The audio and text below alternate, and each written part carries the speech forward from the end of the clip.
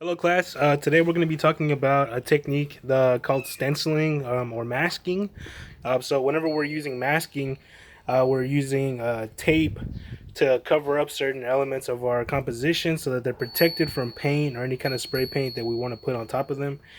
For instance, this is a technique that we use early on in the semester whenever we're doing our alla primas, and I recommended taping off the edges of our canvas so we have a nice clean white border.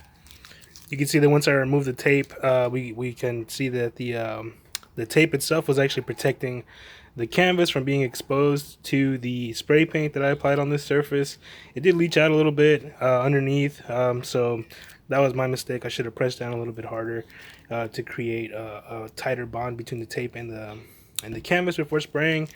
A lot of times, if it's like a painter's tape or a masking tape, sometimes that low kind of tack will allow some things to kind of seep in underneath. So just kind of be aware of that and be willing to make adjustments afterwards.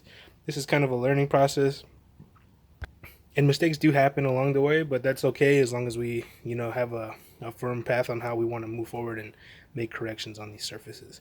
So I did prepare a couple different surfaces for this demonstration. So one thing that I did again was I kind of prepared this kind of toned out background. This is like a dark gray. It kind of looks like a black from where we're at, but I wanted to show you a couple things that happen whenever we're working with dark backgrounds versus medium backgrounds.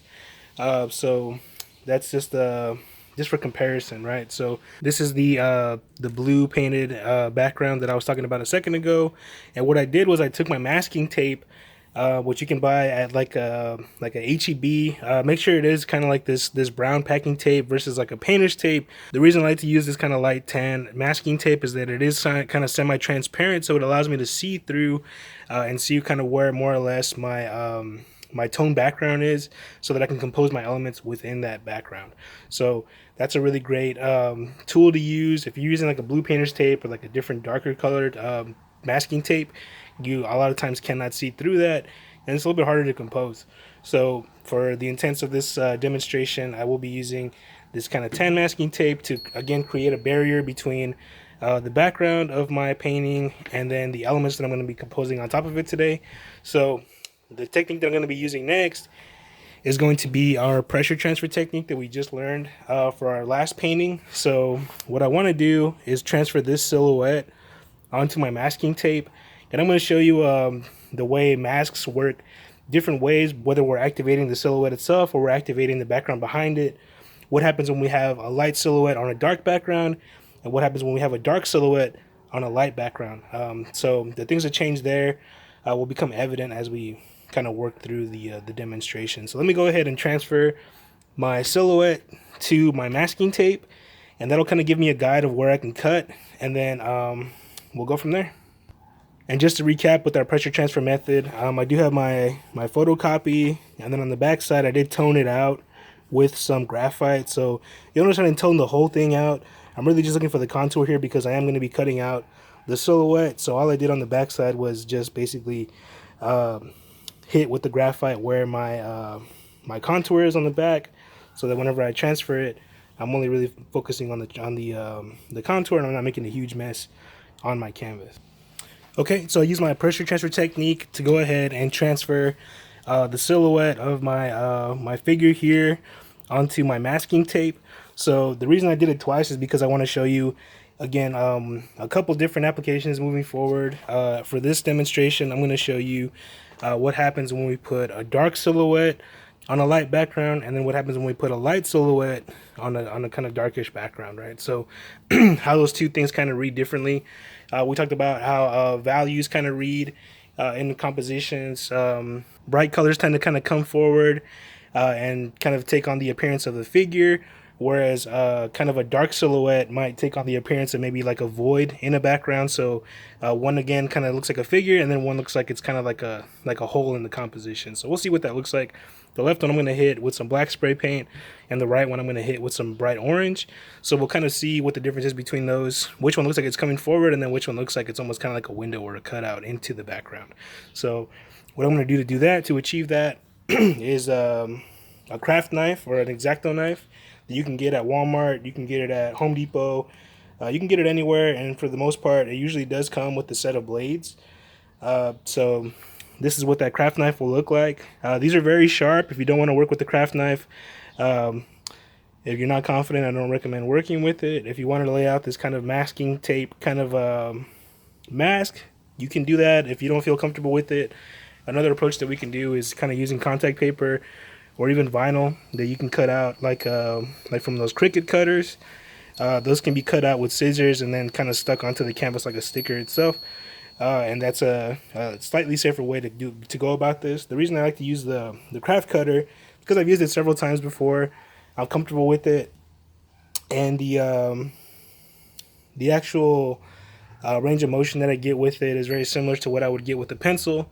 So I'm confident using it. I can work in a lot of details and kind of really um, get tight with that contour in the way that maybe I couldn't with scissors, right? So the idea with safety, whenever we're working with these, always handle it properly. Always have the blade facing away from you. Whenever you get the craft cutter, it's going to come like this. It's going to come without the blade in it.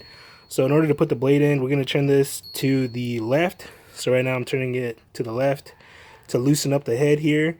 And what that does is it kind of opens up this little slit here on the top. It makes it loose for the blade to fit in. So the blade, we want to grab it kind of from the base or from the non-sharp side here. And then we're going to put it inside of this this little fitting here, this slit. And then we're going to turn our head to the right to tighten up that blade. So now that blade is nice and secure, and we can start using it to cut out our silhouettes. So I'm going to do that now, and then I'm going to check back in a couple seconds. Just real quick, whenever we are cutting out the masking tape silhouettes, I do want to make sure to let y'all know that we're not really cutting super deep. We're really only trying to cut, or we're only trying to create a cut that's light enough to make it through the masking tape. We don't want to put down so much pressure that we're actually cutting into our canvas. We want to make this a pretty light cut. These blades come out of the kit pretty sharp, so just kind of be aware that you don't have to really apply a lot of pressure, and you should feel the blade cutting through the masking tape, and you'll kind of feel more resistance whenever you are going through the canvas. So what I've done here actually is I've mounted my canvas onto a piece of cardboard to kind of give me a more stable kind of backing, and then I've actually put my masking tape over the canvas as well as the cardboard to kind of give me some more rigidity, give me more stability so that I can cut it. It's pretty rigid. I can hold it or put it on a tabletop and then cut into that masking tape, just to make the mobility a lot easier for me.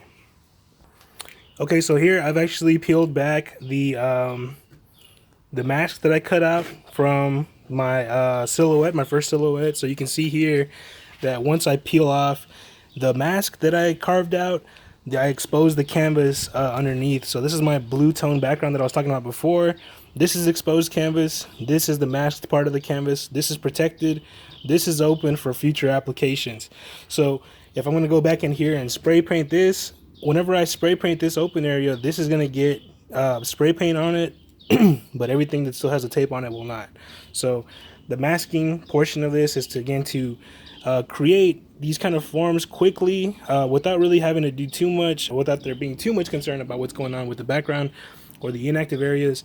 This is a very directed approach to creating imagery quickly so that we don't overdo it, right? So that we don't overcomplicate things. So again, the pressure transfer method here was used to create a very realistic kind of silhouetted contour of a man in a hat looking up. So what I'm going to do now is apply the black spray paint to this left silhouette here so we can see what a dark silhouette looks like on a middle tone background, which is this blue.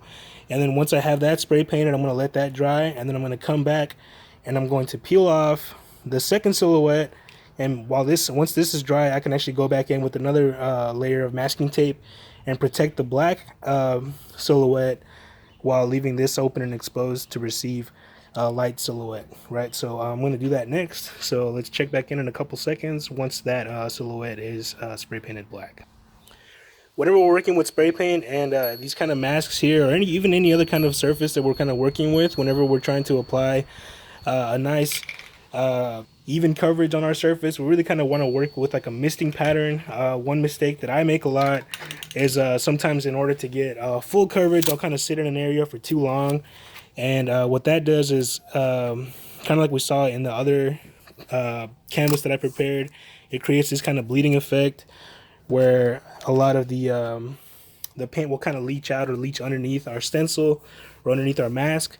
So what we're going to do here is we're really going to try to focus on kind of misting the color in and applying it over a couple layers so that we don't get a ton of spray paint sitting on our surface and a lot of moisture that's going to disrupt the adhesive on the mask itself, right? So I'm going to go ahead and mist this on, and it typically recommends that we do this from about a 6 to 8 inch distance. Whenever you're too far, you're basically having particles that are so fine that it's going to take you forever to get a nice flat on the canvas.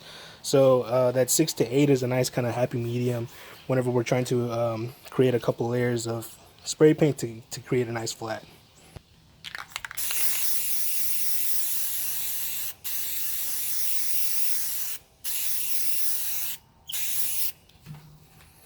See how I wasn't very close there? That's a pretty decent flat. I can see that my spray paint made it to the edges of my mask. And now what I'm going to do is I'm going to let this dry. As always, whenever we're working with anything that has a lot of chemicals, we want to be in a place where we have a lot of ventilation. You could probably hear all the kind of ambient sounds in this video. I am working outside on this kind of cheap folding table. You can set up a table with some cardboard on top to kind of keep the situation a little cleaner.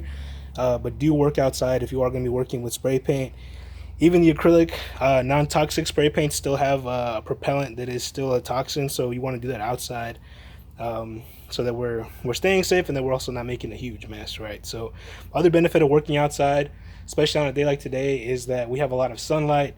We can put this piece in the sun and it'll probably be dry within about 30 minutes versus if we do it inside in a kind of air-conditioned room. It'll take quite a bit longer to dry fully, and we really can't work with spray paint while it's still wet. We do want it to be nice and dry before we work in future layers. And that's kind of the point of this project, is to kind of work in a painting that develops over several layers of information to give us a very kind of complex, well thought out painting that is dynamic, right? So let's go ahead and let this dry. Then we're going to mask it again, and then we're going to hit that the actual silhouette that we still have left on the right there. It's been about an hour and my left silhouette is completely dry to the touch. I usually just kind of tap my fingers somewhere where I could make a correction if I needed to see if it's still tacky, and if it's not, we're ready to go. So the next step for me is going to be to remove the mask that I have on my right silhouette so that I can very clearly tell what my active image area is and then what my other image area that I need to cover is. So because this is blacked out, it doesn't mean it's protected. That just kind of tells me where my left silhouette has already been activated. So in order for me to spray paint a lighter color on my right silhouette and then have those two kind of be distinct and separate from each other, I will need to remask the silhouette on the left so that it doesn't get any of the bright spray paint that I have on the right silhouette onto the left side. So I'm going to go ahead and do that now. So you can see now that I've removed the mask again from the right silhouette, we see that tone background starting to show through again. So the background now has black spray paint on it. It has the blue tone, and it has the masking tape.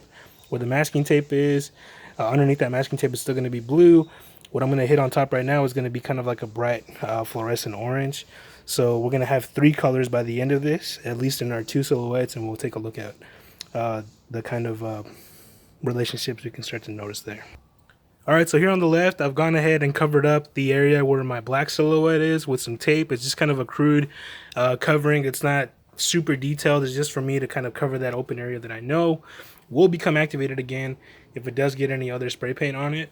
So I've protected the black silhouette here, and now the only open area on my composition is where I have my blue or open silhouette. So now I can spray paint this open area without having to worry about the spray paint getting anywhere I don't want it. One thing to kind of take into consideration right now is that the tape can be tacky, and if your spray paint is still a little bit wet, whenever you pull back your tape, it could lift off some of that spray paint. So a couple ways to address that. One is to be absolutely sure, maybe let your spray paint sit out, or your spray painted silhouette sit out for maybe 2 hours until it's completely dry. Another thing we can do is whenever we pull out our tape, we can put it on our pants or on our shirt and then pull it off. And that what that does is it gets a little bit of lint on there, and then it makes it a little bit less tacky, so that whenever it's on the surface of our canvas, it still provides that protection, but we don't have to worry about the tack of the tape ripping off any spray paint whenever it comes off. Okay, on here the black silhouette is dry and the orange silhouette is dry now too. So what I'm going to do next, now that both of my silhouettes are completely dry, I'm going to go ahead and remove the masking tape from the whole surface of my painting and reveal what those two silhouettes look like next to one another, and we'll talk about those relationships. Okay, and this is my painting with all of the masks fully removed. So now what we can do is, like I said before, is kind of talk about how these two colors kind of read on this blue background. So if we were to turn this into a black and white image, the value shift again would kind of start to kind of tell our eyes a couple of different things. We can, as far as ways that we can read this image. Currently, we can look at the black is almost kind of being like a void or like a hole or a window that's kind of a cutout that we can look into on that blue background, whereas that kind of bright orange almost kind of looks like it's either kind of popping up and in front of the black or even on top of the blue, right? So this kind of change in value changes our perception in where these things kind of stack in order, right? So there's going to be ways that we can use layering to exploit this in the future. I really want in this composition for this left silhouette to look like a void, and then this bright orange silhouette to look like it's like an actual figure or an object in relationship to the void of the black silhouette and the space created by the blue silhouette. So in reality, what we're talking about here, we're talking about kind of like a background and a foreground kind of relationship that we're trying to kind of create. Use this technique to your advantage whenever you're creating your composition, and then also use some hand painted elements. So just a reminder, for this demonstration I was working primarily and exclusively with spray paint. Once we have this composition kind of more or less figured out, we can jump back in with our acrylic paint. Acrylic will actually grip on fairly well to this lacquer. They're both kind of like almost like a plastic base pigment, so they will work well with one another. So we can really kind of pull from the painterly effects that we can get from acrylic, and then also kind of these really flat effects that we're able to get with spray paint. So we did talk about kind of like a figure ground reversal going on, where we have the black being a void and the orange being a figure. So the way I kind of made that a little bit more intentional didn't really come across as well as I had hoped initially. So I just went on the web and I found another kind of element to tie in that theme that I was kind of trying to create. So on the left, I kind of had this snake figure coming out of the void here, meeting that margin down here, coming up around, going behind the orange figure, and then up around it. So that kind of establishes, again, this is a void, this is a figure, and then this kind of form is wrapping around like a positive space versus coming out of a negative space. So that was the kind of a small tie-in. Like I said, layering is really important with these projects. And if you're not satisfied with the way the media is kind of creating your imagery, take it another step further, add another layer, take it slow until your piece is at a point where you feel that it adequately portrays what you want to portray in your composition.